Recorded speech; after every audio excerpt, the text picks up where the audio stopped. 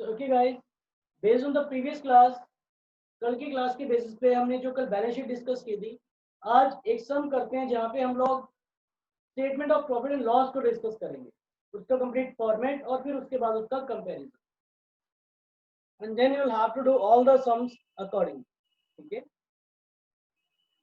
Statement of profit and loss का थोड़ा सा मैं आपको फॉर्मेट ध्यान करवा देता हूँ। सबसे पहले लिखते हैं सर रेवेन्यूज, फिर उसके बाद अदर रेवेन्यूज, मतलब revenue from operations and other revenues total कर देते हैं। इसके बाद स्टार्ट होती है सर एक्सपेंसेस। एक्सपेंसेस में सबसे पहले आता है कॉस्ट ऑफ परचेजेस, फिर आता है हमारे पास चेंज इन स्टॉक, फिर आता है हमारे पास E F D. E stands for, okay guys I am waiting for the answers. E stands for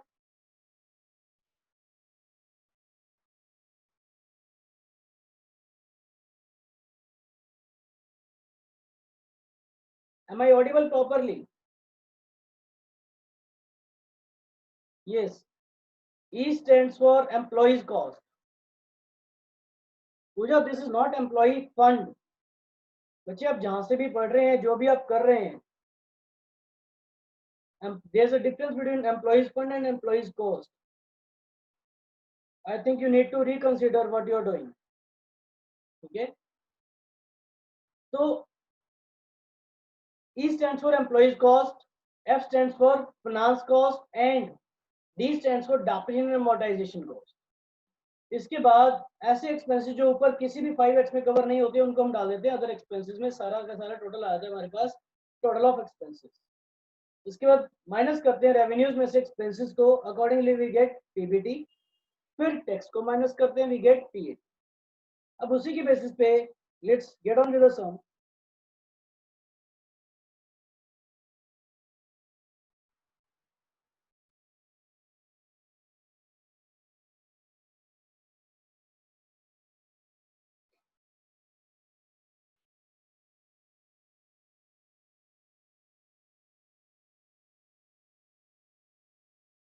ये अच्छा सम है क्या बच्चे?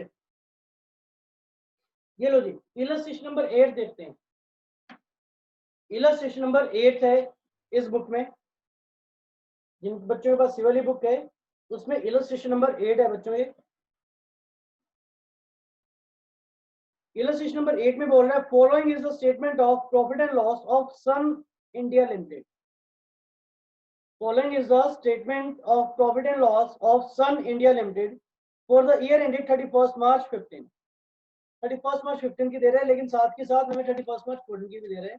क्या दे रहे हैं जी? ये रेवेन्यू फ्रॉम ऑपरेशंस दे रहे हैं 25 लाख और 20 लाख, फिर अदर इनकम्स दे रहे हैं, फिर एम्प्लॉइज बेनिफिट एक्सपेंस दे रहे हैं, अदर एक्सपेंसेस दे रहे हैं, टैक्स रेट दे रहे हैं।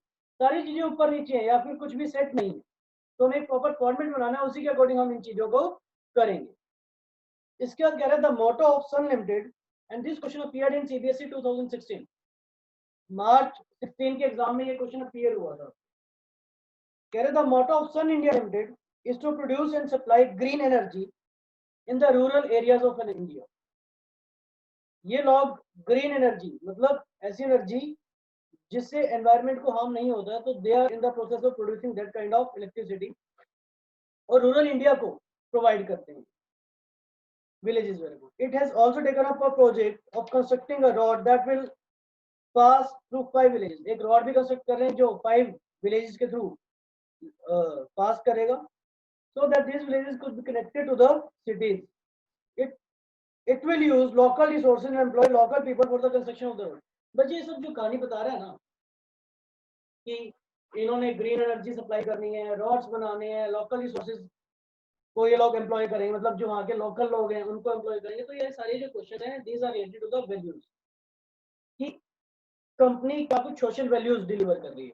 तो हमने जो अभी तक लाइनें पढ़ी उसके बेसिस पे, एक तो sir this will produce electricity that is, और even that electricity that will not harm the environment. ठीक है, ठीक है। इसके बाद कंस्ट्रक्शन ऑफ रोड, जिसकी वजह से वहाँ के लोकल एम्प्लॉइज को काम मिलेगा। ये develop rural areas. Nikita it's okay बच्चे, अगर आपकी बुक में नहीं है इट्स ओके। ठीक है, वैसे भी जो वैल्यूज है आपके सिलेबस में अब नहीं है, इसलिए हो सकता है कि आपकी बुक में गिवन ना हो। So you are required to prepare comparative statement of profit and loss of India Limited. बच्चे हमें बनानी है कंपैरेटिव स्टेटमेंट, ठीक है। तो let's start preparing the comparative statement, okay.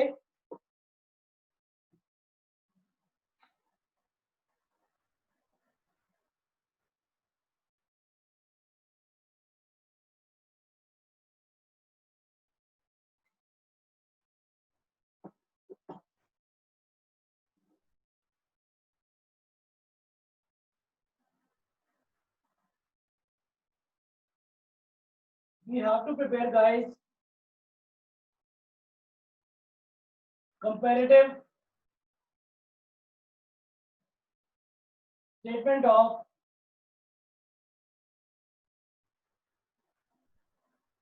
profit and loss for the years ending on 31st March 14 and 31st March 15. Let's say we write it as 31st March 14 and 31st March 15. And these are the books of Sun India Limited. ऊपर लिख देना books of Sun India Limited. और जिस format में कर रहा हूँ आपको इसी फॉर्मेट में करने हैं बच्चे।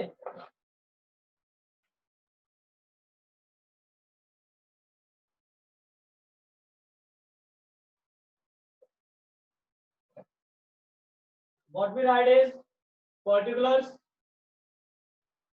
इसके बाद होता है बच्चे हमारे पास नॉट नंबर, फिर अमाउंट इन रुपीज। कौन सी ईयर की अमाउंट है? Current year, that is 31st मार्च 14 की अमाउंट पहले आएगी, पहले बेस ईयर की अमाउंट आएगी, फिर अमाउंट आएगी हमारे पास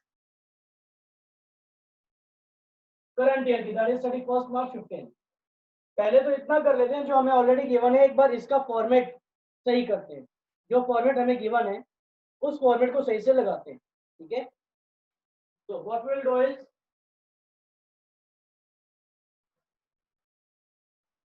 this is, let's say this is column A and this is column B, column A and column B। हमें क्या गिवन है सर? सबसे पहले हमें गिवन है revenue from operation. Revenue from operation हमें गिवन है बच्चे 20 लाख और 25 लाख। तो first of all we are given, इसको बच्चे 1 मार्क कर लेना, क्योंकि ए और बी तो हमने कॉलम वहां पे दे दिए हैं, तो यहाँ पे ए मत लिखना, ठीक है। एक गलत इंडिकेशन देता है कि आप ए को 2 जगह यूज कर रहे हो, तो वहां पे आपने ए भी लिख दिया तो यहाँ पे 1 लिख देना, ठीक है। तो रेवेन्यू फ्रॉम ऑपरेशन,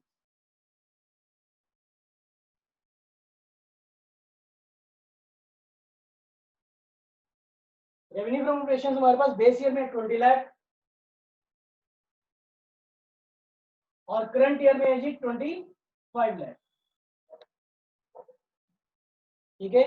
इसके बाद दे रहे हैं हमको other incomes 5 lakh and 1 lakh. इसी में ऐड करते हैं बच्चे other income 5 lakh and 1 lakh. तो ये टोटल दोनों को ऐड करके वी गेट टोटल इनकम। मैं कुछ भी नहीं कर रहा हूं बच्चे, जो अभी तक मैंने आपको फॉर्मेट बताया बस उसी फॉर्मेट में इसको राइट डाउन करो। This is equal to 25 lakh and this is equal to 26 lakh। इसके बाद स्टार्ट होती है expenses side, that is heading number 2 expenses.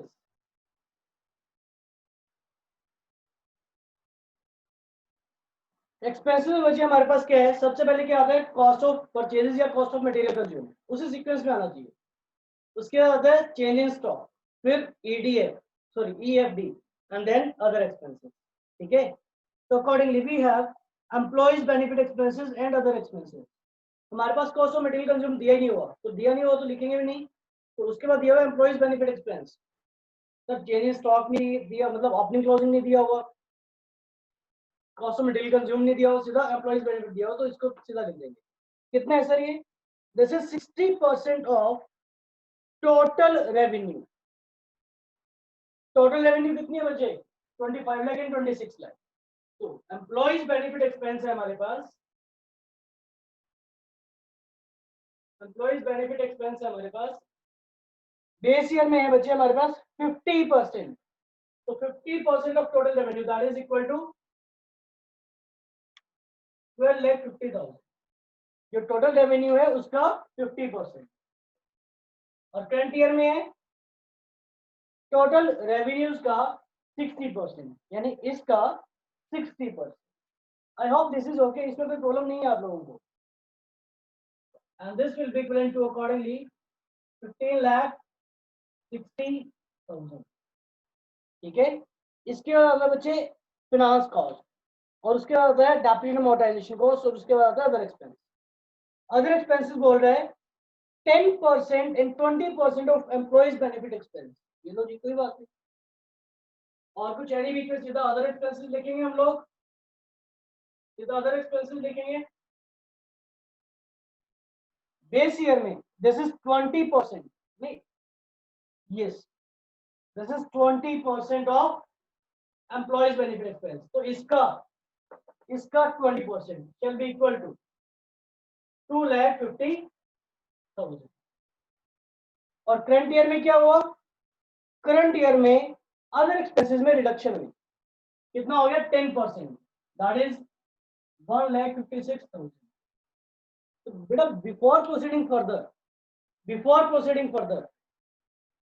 क्या आप लोग अकाउंट्स को समझ पा रहे हैं? क्या आप लोग अकाउंट्स के इंपॉर्टेंस को समझ पा रहे हैं? देखो यहाँ पे, क्योंकि हमारे पास बेस ईयर था, हमने बेस ईयर में अकाउंटिंग की थी। ध्यान से देखना, जब बेस ईयर में अकाउंटिंग की थी तो other expenses 20% of base year, मतलब एम्प्लॉइज बेनिफिट, मतलब आलतू फालतू के खर्चे। अदर एक्सपेंसेस तो मैं वही बोलूंगा ना बच्चे, जो जनरली हमारे बाकी अदर हेड्स में नहीं आ रहे। तो बाकी सब एक्सपेंसेस, फॉर एग्जांपल एडमिनिस्ट्रेशन है, सेलिंग डिस्ट्रीब्यूशन है, मार्केटिंग है, वाटर एक्सपेंसेस है, इलेक्ट्रिसिटी है, रेंट है, जो अदर एक्सपेंसेस है वो लास्ट ईयर 20% थे, लेकिन इस बार हमने उसको रिड्यूस करके उसको ले आए हैं। हमने बिजनेस में कुछ चेंजेस किए जिसकी वजह से हमको मेन रेवेन्यूज भी 25 लाख मतलब 5 लाख से इंक्रीज कर दिया मेन रेवेन्यू, क्योंकि मेन बिजनेस तो यही है। तो रेवेन्यूज भी 5 लाख से इंक्रीज कर दिया क्योंकि हमने बिजनेस में कुछ चेंजेस किए होंगे। और उसके बाद सर भले ही एम्प्लॉइज कॉस्ट 10% बढ़ गई हो, लेकिन अदर एक्सपेंसेस जो इधर उधर के खर्चे हैं वो 10% से माइनस कर दिए हमने। ठीक है, जैसे एम्प्लॉइज बेनिफिट एक्सपेंस बढ़े तो वैसे हमारी रेवेन्यूज भी तो बढ़ी है। बच्चे कहेंगे सर लास्ट ईयर तो 50% था और इस बार 60% एम्प्लॉइज कॉस्ट कर दिया। तो बेटा जो 10% कॉस्ट बढ़ी है उसके चलते आप ये देखो ना कि आपने रेवेन्यू कितने इंक्रीज कर दी, 20 से 25, 5 लाख की रेवेन्यूज इंक्रीज कर दी है आपने। ठीक है, तो एनालाइज करते हैं इन चीजों को कि हमने क्या कुछ चेंजेस बनाए हैं, इस पर क्या कुछ चेंजेस किए हैं बच्चे इस पर। ठीक है, I hope this is okay, you people are getting what I am trying to say. Are you people getting what I am saying? Okay, so okay guys, तो जी वी एनालाइज स्टेटमेंट्स, जैसे जैसे मैं गिवन है बस हम तो format कर रहे हैं। अनुराग जैसे आप कह रहे थे बच्चे समझ में नहीं आएगा, आई होप अगर आपने क्लास अटेंड की है, जो फर्स्ट लेक्चर अटेंड किए हैं, तो आपको ये भी समझ में आ जाएगा, क्योंकि मैं कुछ नहीं कर रहा हूँ, I am just making you do the format. ठीक है, तो अकॉर्डिंगली सारे के सारे एक्सपेंसेस लिखे, उसके बाद हमें दे रहे हैं टैक्स रेट 40% 50%। टैक्स रेट तो किस पे लगेगा? एक्सपेंसेस पे थोड़ी ना लगेगा। टैक्स रेट तो बच्चे पीबीटी पे लगता है, तो उसके लिए पहले पीबीटी कंप्यूट करना पड़ेगा, लेकिन उससे पहले हमारे पास क्या है? टोटल एक्सपेंसेस है। पॉइंट नंबर 2, टोटल एक्सपेंसेस कितने बचे? 1250 plus 250 is equal to 15 lakh. और इस ईयर की है हमारे पास 17,16,000। तो टोटल रेवेन्यूज आ गई है, टोटल एक्सपेंसेस आ गए हैं। Accordingly we can compute profit before tax. Profit before tax is equal to 1 minus 2. 1 minus 2 का क्या मतलब है? Revenues minus expenses, that is 25 lakh minus 15 lakh is equal to 10 lakh. 26 lakh minus 70 lakh 16,000 is equal to 8,84,000. ठीक है, अब tax लगाना है, tax लगाएंगे सर जो हमें प्रॉफिट्स हुए उस पे, दैट इज 40% एंड 50%. तो लेस टैक्स 40% एंड 50%.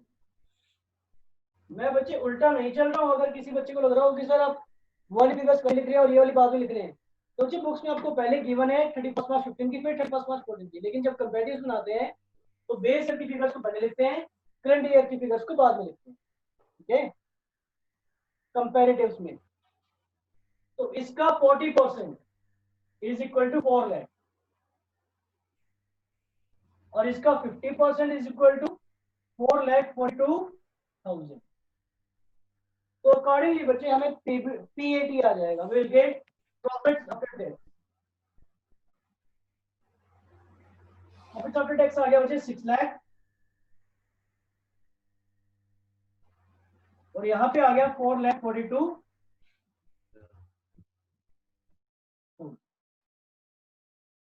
तो अभी तक हमने कंपैरेटिव बनाना शुरू नहीं किया. अभी तक तो मैंने आप लोगों के लिए simple statement of profit and loss बनाया. Got it guys? मैंने अभी तक आप लोगों के लिए कंपैरेटिव बनाने शुरू ही नहीं किए. कंपैरेटिव मैं अब बनाऊंगा. अभी तक तो मैंने आप लोगों के लिए सिर्फ और सिर्फ एक simple profit and loss account बना दिया, that is statement of profit and loss बना दिया. सबसे पहले टोटल रेवेन्यूज, फिर टोटल एक्सपेंसेस, इन दोनों में से माइनस किए एक दूसरे में से, तो पीटी आ गया minus tax is equal to PA. अब आते हैं बच्चे कंपैरेटिव्स. यहाँ पे हम लोग करते हैं एब्सोल्यूट डिफरेंस, इसको हम देते हैं C, which is equal to B minus A. C is equal to B minus A मतलब figures of current year minus figures of previous year. This is equal to 25 lakh minus 20 lakh is equal to 5 lakh. 1 lakh minus 5 lakh is equal to minus 4 lakh. 26 minus 25 is equal to 1 lakh.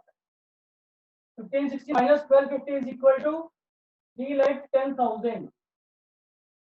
156 minus 250 is equal to minus 94,000. 1716 minus 15 lakh is equal to 2,16,000. 884 minus 10 lakh is equal to minus 1,16,000. 442 minus 4 lakh is equal to 42,000 plus का. इसके 442 minus 6 lakh is equal to 158 minus. Okay, this will also be a minus क्योंकि minus item minus this item, तो will get negative 42,000. तो ये आ गया बच्चे differences या comparison in terms of amount. अब कंपैरिजन किसके टर्म्स में निकालना है? Comparison in terms of percentage. Percentage कैसे निकालेंगे आप? परसेंटेज निकालेंगे सी अपॉन जो बेस ईयर है. बेस ईयर है हमारे पास ए कॉलम, जो डिफरेंस आए divide by base year into 100. C upon A into 100, that is 5 lakh upon 20 lakh into 100, that is equal to 25%. 4 lakh upon 5 lakh into 100, that is equal to 80%. Negative. 1 lakh upon 25 lakh, that is equal to 4%. बच्चे percentage का total same नहीं आएगा. Percentage आपको total के basis पे ही निकालना, मतलब आपको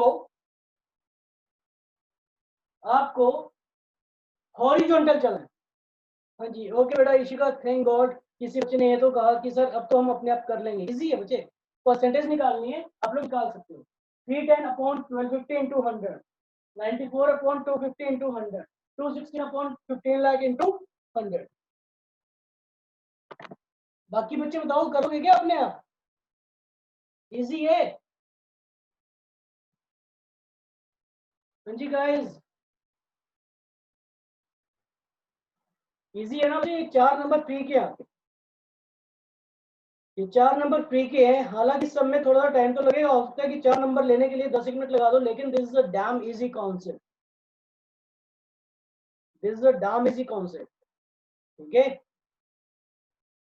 और एक चीज, एक इसमें आप ट्रेंड नोटिस करना, हम लोग यहाँ पे हॉरिजॉन्टली चल रहे हैं बच्चे, सारी चीजों को हॉरिजॉन्टली कंपेयर कर रहे हैं, मतलब इसको इसमें से माइनस किया तो ये अमाउंट आ गया, इसका परसेंटेज निकालना है तो this divide by this, this divide by this, this divide by this, accordingly we are moving in a horizontal format.